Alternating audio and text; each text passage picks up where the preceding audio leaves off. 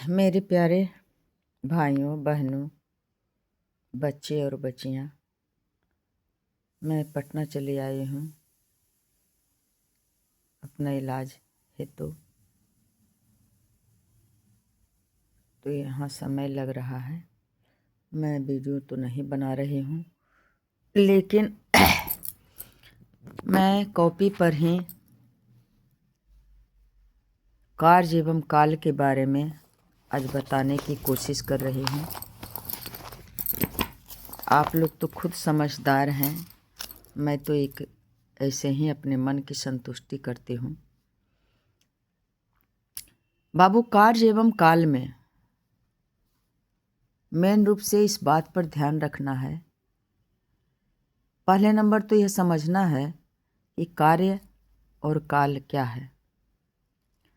कार्य का मतलब काम करना और काल समय, यानी किसी भी काम को करने में कितना समय लगता है। किसी भी काम करने में कितने व्यक्ति लगाएंगे तो कितने दिनों में पूरा होगा, या किसी, इसमें तो दोनों आ गया, लोग भी और दिन भी, दोनों की संख्या जानना होता है। कितने लोग लगाएंगे या कितने दिनों में पूरा होगा। तो कार्य का मतलब काम और काल का मतलब समय। और एक बात और है कि प्रत्येक व्यक्ति को कार्य करने की क्षमता अलग अलग होती है। सभी लोग बराबर काम नहीं कर सकते हैं। कोई व्यक्ति कम दिनों में कर लेते हैं, बहुत कम दिनों में, तो कोई व्यक्ति उसी काम को अधिक दिनों में लगाते हैं। कोई व्यक्ति इन दोनों व्यक्तियों के बीच का समय लगाते हैं। यानी काम में की संख्या में, काम की संख्या तो निश्चित है कि कोई भी व्यक्ति एक काम को, किसी खास काम को लगाने में दिनों की संख्या निश्चित है। कितना दिन लगाएगा उनके कार्य क्षमता पर निर्भर करता है। तो कार्य करने की क्षमता, कोई तीव्र गति से काम करते हैं तो कोई मंद गति से काम करते हैं। तो यहाँ जो प्रश्न है उसमें भी यही बात है। हाँ, अगर व्यक्तियों की संख्या कम दिनों में काम पूरा करना है तो क्या करते हैं, काम करने वाले व्यक्तियों की संख्या बढ़ा देते हैं। और यदि काम अधिक दिन में भी होगा तो कोई बात नहीं है, तो कम व्यक्ति रहते हैं तो उन्हें तो अधिक दिन लगना ही होगा। तो इन उदाहरणों से हम लोग इस मुकाम पर पहुंचते हैं कि यदि काम करने के लिए आदमियों की संख्या बढ़ाई जाती है तो काम करने में लगा समय की संख्या घट जाती है, यानी दिनों की संख्या घट जाती है या घंटों की संख्या घट जाती है। चाहे दिन, समय जो घंटा में, मिनट में, समय, वर्ष में, महीना में, सप्ताह में, कुछ भी में दिया हुआ रहे, तो उसकी संख्या घट जाएगी। कब? जब काम करने वाले लोगों की संख्या बढ़ेगी। और यदि काम करने वालों की संख्या को घटाई जाएगी तो क्या बोल दिए हैं बच्चा, सॉरी, अगर बोल दिए होंगे कि बढ़ेगी तो गलत है।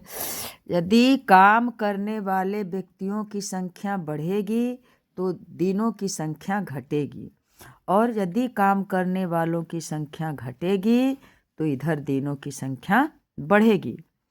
यानी काम करने वाले व्यक्ति अधिक लगाएंगे तो कम समय लगेगा, दिन घट जाएगा। और यदि काम करने वाले लोगों की संख्या घट जाएगी, कोई काम करके चला जाएगा और फिर नहीं लगाए, जितना व्यक्ति लगा है वह कम गया, तो फिर काम करने की संख्या जो है, दिन जो है वह बढ़ जाएगा। इस तरह से मजदूर की संख्या अधिक तो दिनों की संख्या कम, और मजदूरों की संख्या कम तो दिनों की संख्या अधिक। अब प्रश्न दिया हुआ है कि मोहन अकेले एक काम को 4 दिनों में करता है। मोहन है जो कोई काम, कोई खास काम है, उसको अकेले जब करता है तो उसे 4 दिन लगता है समय, और उसी काम को श्लोक उसी काम को अकेले 12 दिनों में करता है। बताइए, यानी मोहन को काम करने की जितना क्षमता है उससे कम है या अधिक है? श्लोक को कम है, कम काम करता है, इसलिए इसको 12 दिन लगता है। तो दोनों मिलकर उस काम को कितने दिनों में करेंगे? तो प्रश्न में कहा जाता है कि यदि मोहन को और श्लोक को दोनों को काम करने के लिए लगा दिया जाए तो कितना दिनों में करेगा? तो सबसे पहले कोई पकड़ने वाला भी नहीं है बच्चा, तो लगता है कि कैसे बनाए। मोहन एक काम को 4 दिनों में करता है। लिखेंगे, एक एक नियम से ही बना देते हैं कि चूंकि 4 दिनों में मोहन कितना काम करता है? एक काम करता है, इसलिए एक दिन का पहले निकाल लेते हैं। एक दिन में मोहन 1/4 भाग काम करता है। ऐसे डायरेक्ट भी लिख सकते थे कि मोहन द्वारा एक दिनों में किया गया काम 1/4। फिर कौन करता है? श्लोक। चूंकि 12 दिनों में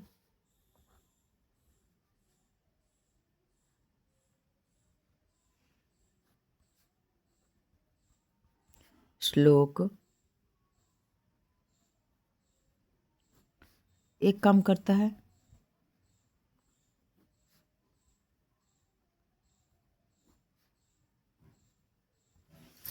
इसलिए एक दिनों में श्लोक भी कितना काम करेगा? एक दिनों में वह काम का 12वां भाग करता है, जितना दिन में 12 दिन में करता है। फिर दोनों मिलकर, फिर कौन कौन? दोनों मिलकर के लिख दें, या ऐसे लिखें कि फिर मोहन प्लस श्लोक, या तो दोनों मिलकर एक दिन में कितना करेगा बच्चा? 1/4 भाग है जो मोहन का है, और 1/12 भाग है जो श्लोक का है। अब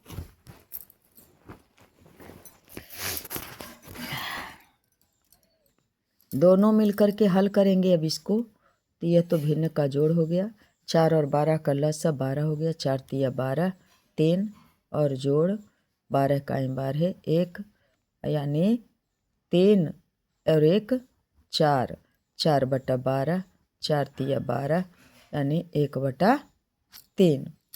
अब चूँकि 1/3 भाग काम दोनों मिलकर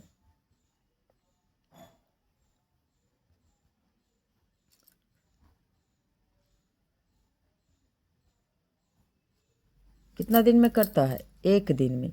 इस तरह से उलट करके लिखेंगे, दिन इधर कर दिए तो दिनों की संख्या निकलेगी एक दिन में। इसलिए एक काम, ये तो 1/3 भाग है, इसलिए एक काम दोनों मिलकर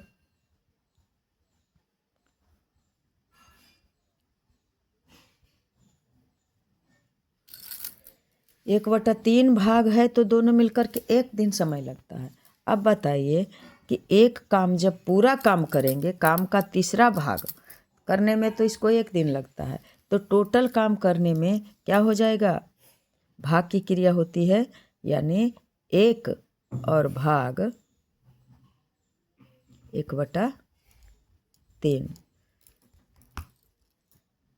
एक काम तो कितना हो जाएगा, 1 गुना 3/1, यानी 3 इकाई 3, 3 दिन लगेगा। इतना करना ज़रूरी नहीं है, बस लिखेंगे कि एक काम दोनों मिलकर के 3 दिन में।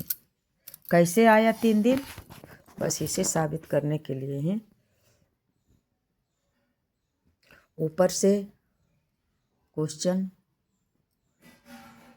मोहन अकेले एक काम को ऐसे नहीं आता है करने के लिए बच्चा।